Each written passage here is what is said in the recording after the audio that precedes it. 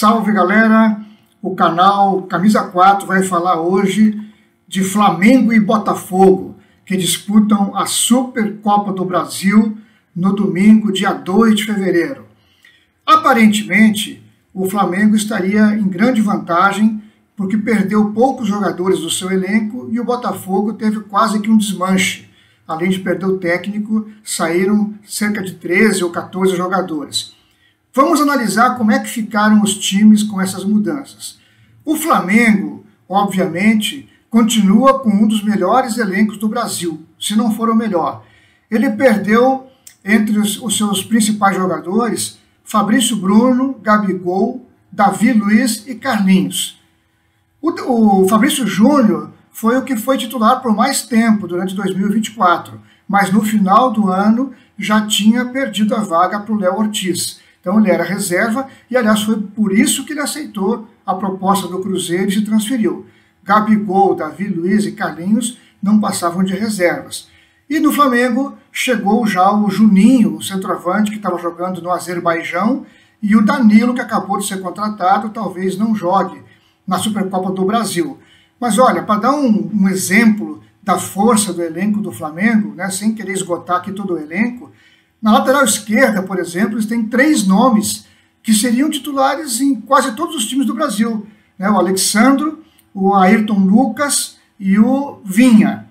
No meio de campo, olha só quem o Flamengo tem. O Eric Pulgar, o Everton Araújo, Gerson, Alan, De La Cruz, Arrascaeta, Alcaraz, Lohan, todos excelentes jogadores. E na frente, o técnico Felipe Luiz pode escolher entre Bruno Henrique, Michael, Luiz Araújo, Everton Cebolinha, Gonzalo Plata e daqui a pouquinho o Pedro está de volta.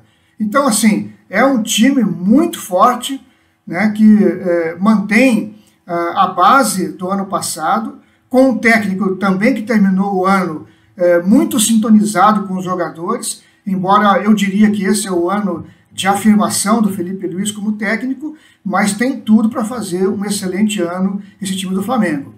O Botafogo, aparentemente, foi vítima de um desmanche, porque saíram, vou dar uma listinha aqui, ó, de 13 jogadores que saíram.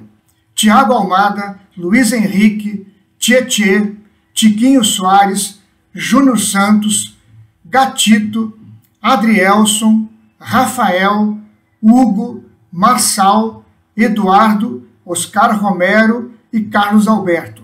Além deles, saiu também o técnico Arthur Jorge, o português, que foi embora lá para o Oriente Médio. E nas chegadas do Botafogo, por enquanto, vale destacar apenas a chegada do Arthur, um ponta-direita muito bom, que jogou no Bragantino, no Palmeiras, estava jogando fora do Brasil, e também chegou o Léo Link, goleiro do Atlético Paranaense, para ser reserva do John, né, no lugar do Gatito. E desses caras que saíram do Botafogo, eu acho que é muito importante a gente lembrar aqui que apenas 2 eram titulares absolutos, o Thiago Almada e o Luiz Henrique. Outros jogadores importantes saíram e que entravam na grande maioria dos jogos, como o Tietê, o Tiquinho Soares e o Júnior Santos, que só voltou no final do ano, mas no começo do ano passado tinha sido o melhor jogador, não só do Botafogo, mas o melhor jogador em atividade no Brasil, né? Um grande artilheiro, um jogador muito completo. Então, assim, do time titular do Botafogo, só saíram 2 jogadores. Para completar aquela base dos 9 que ficaram, o Botafogo conta com o Matheus Martins, que jogou recentemente no Clássico contra o Fluminense e jogou muito bem. E está chegando o Arthur para jogar de ponta direita no lugar do Luiz Henrique.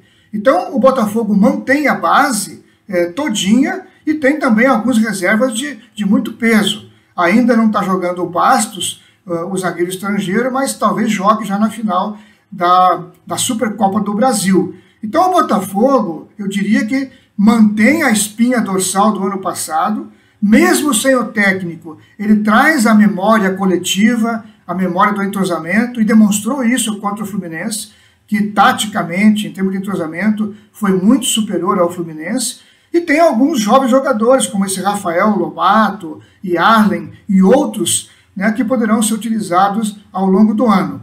Então a minha conclusão é a seguinte: o Botafogo está com um elenco mais enxuto, está com menos reservas disponíveis que no ano passado, mas tem um time base praticamente intocado do ano passado, embora tenha perdido 2 peças importantes, mas tem condições de repor, né? Eu acho que o Matheus Martins e o Arthur repõem assim, muito bem, né? Não são do nível totalmente alinhado com o Luiz Henrique e o Thiago Almada, mas são 2 grandes jogadores. Então, resumindo a história, eu acho que o Flamengo continua com um elenco repleto de opções, tem muito mais alternativas para o técnico Felipe Luiz, que continua do ano passado. O Botafogo tem o desafio de encontrar um técnico e de encontrar jogadores que possam repor esses titulares que ficaram na hora que eles tiverem suspensões, contusões, ou até se eventualmente algum deles ainda for vendido, né? Porque com o John Textor,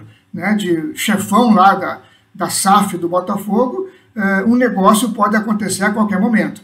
Então, no jogo final aí da Supercopa do Brasil, sinceramente, eu acho que é um jogo de prognóstico muito equilibrado, né? Os 2 times mantêm o conjunto e os 2 times mantêm um time titular muito forte. Eu diria que o Flamengo tem mais opções no banco nesse momento, mas deve ser um jogo muito equilibrado e vamos ver o que vai dar.